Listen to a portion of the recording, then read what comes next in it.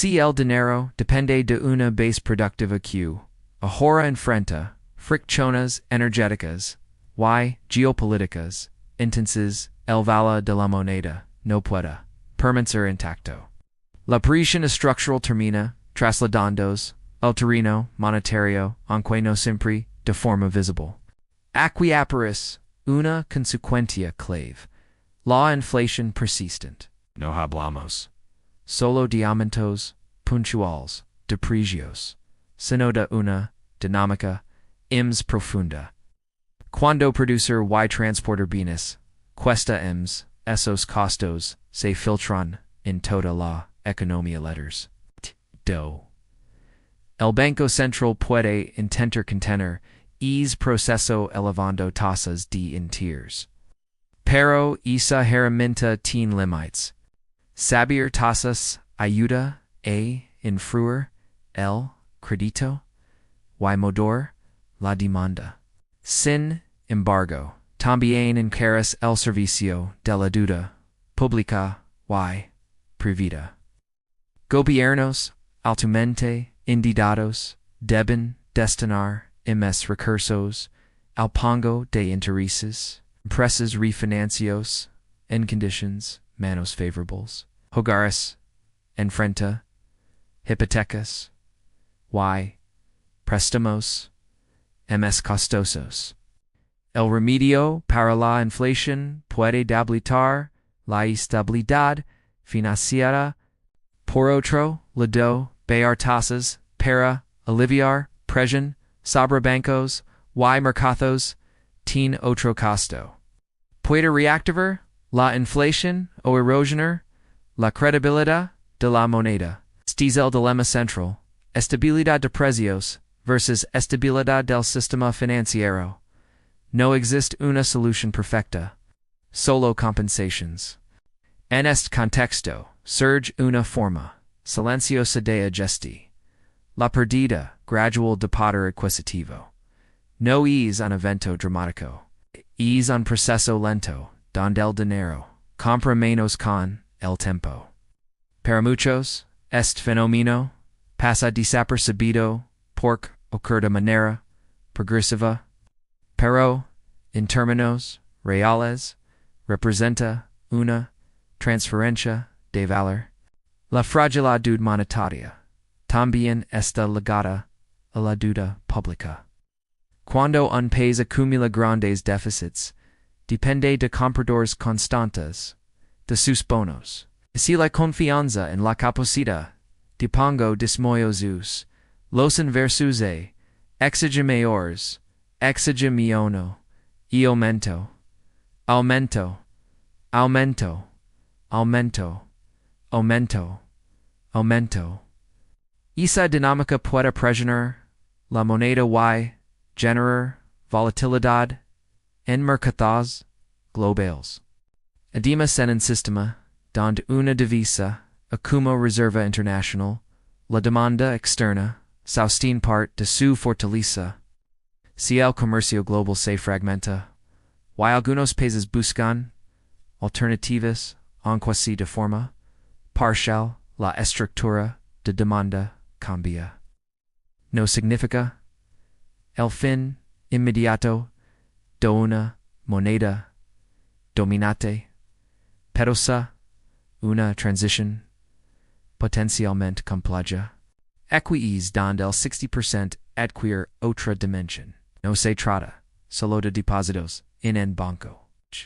Es exposición indirecta a bonos soberanos, a fondos que posen deuda pública, a mercados interbancarios que dependen de liquidez constante. Es una red de promesas respaldadas por confianza.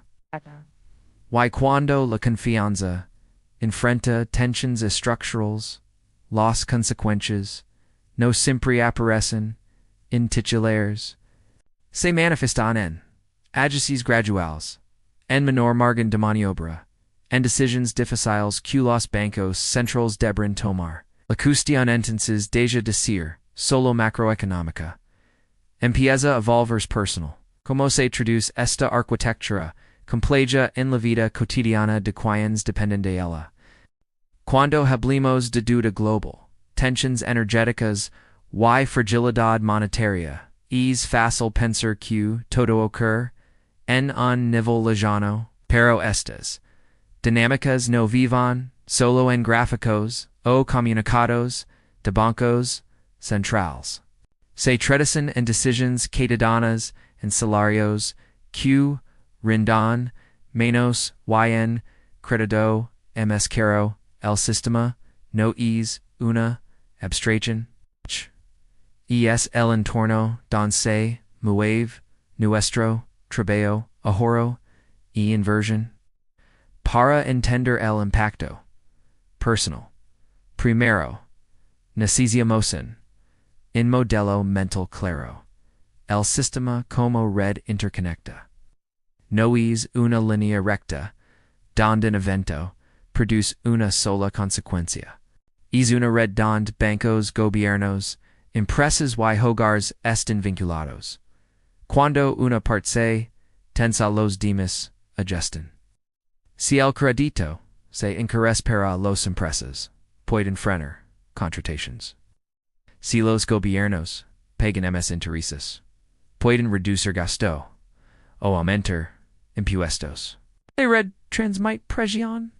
El segundo modelo es distinguir liquidez de solvencia. Liquidez significa tener acceso inmediato a dinero para cumplir obligations. Solvencia significa que en el largo plazo los activos superan las deudas.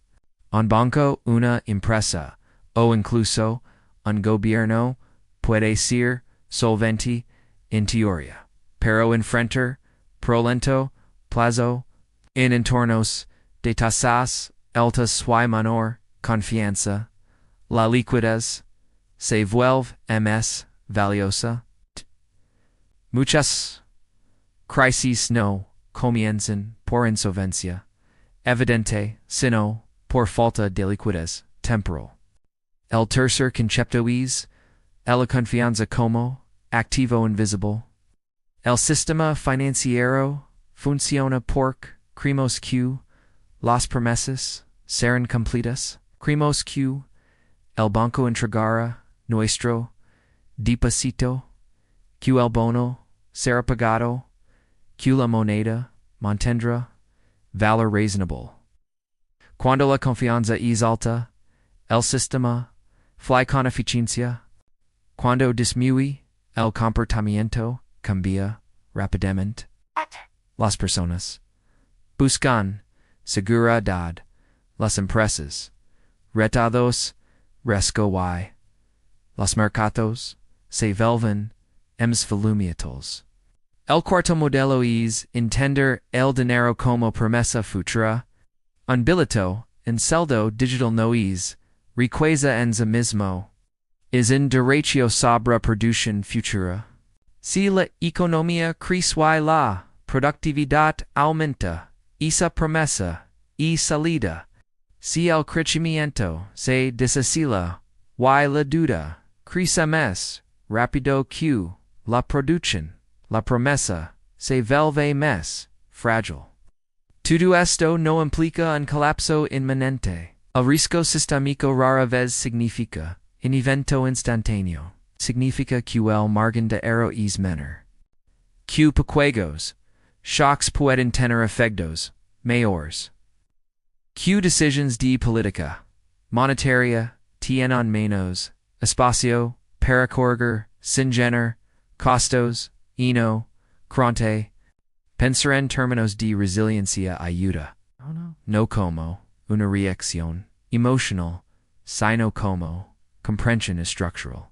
I'm tender. Donde estimos exprestos indirectamente. Cómo funcionan los canales de transmisión y por qué la diversificación no es solo financiera, sino también geográfica y estructural. Cuando se observa el sistema desde estos modelos, el panorama deja de ser confuso, se vuelve más claro, aunque no es simple.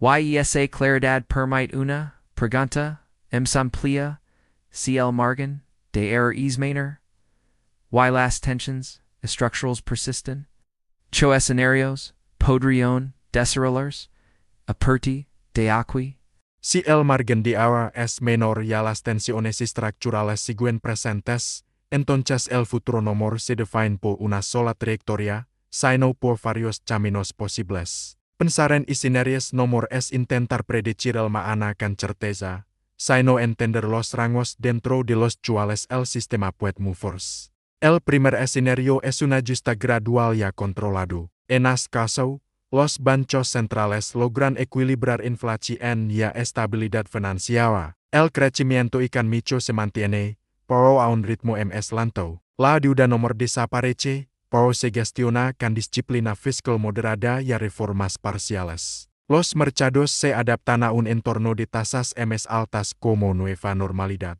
No es un periodo de expansión acelerada, sino de consolidación. Este escenario existe coordinación, paciencia y cierta estabilidad geopolítica. El segundo escenario implica un evento de liquidez. No necesariamente una crisis sísmica total, pero es un punto de tensión que obliga a intervenir con rapidez. Puede surgir en un segmento específico, deuda corporativa, mercado inmobiliario, banca regional o bonos soberanos. En este contexto, las autoridades responden con riscos selectivos, garantías adicionales o cambios regulatorios. La confianza se restaura, pero el caso es mayor intervención y menor flexibilidad futura. El tercer escenario es más estructural y de largo plazo, una reconfiguración del sistema monetario internacional. Akhir de un a otro, se desarrolla gradualmente, impulsado por cambios en comercio global, alianzas estratégicas y búsqueda de alternativas a las monedas dominantes. Podrá implicar mayor multipolaridad financiera, nuevas plataformas de liquidación o ajustes en el papel de las reservas internacionales. Este proceso será complejo ya, durante la transición, generar volatilidad de incertidumbre. Ninguno de estos escenarios implica necesariamente un colapso inmediato, pero todos comparten un elemento. Los sistemas complejos tienden a fallar cuando pierden flexibilidad. Hoy, con altos niveles de deuda, tensiones geopolíticas y menor margen monetario, la flexibilidad es más limitada que en el pasado. La pregunta es si el sistema seguir funcionando. Es bajo que condiciones ya con costos de ajuste, porque si una parte significativa de nuestra riqueza depende de esta arquitectura interconectada, entonces entender sus posibles trayectorias se vuelve esencial. Y eso nos lleva a una reflexión estratégica que exploraremos a continuación. Si el dinero depende del sistema, existen activos que dependen menos del propio sistema.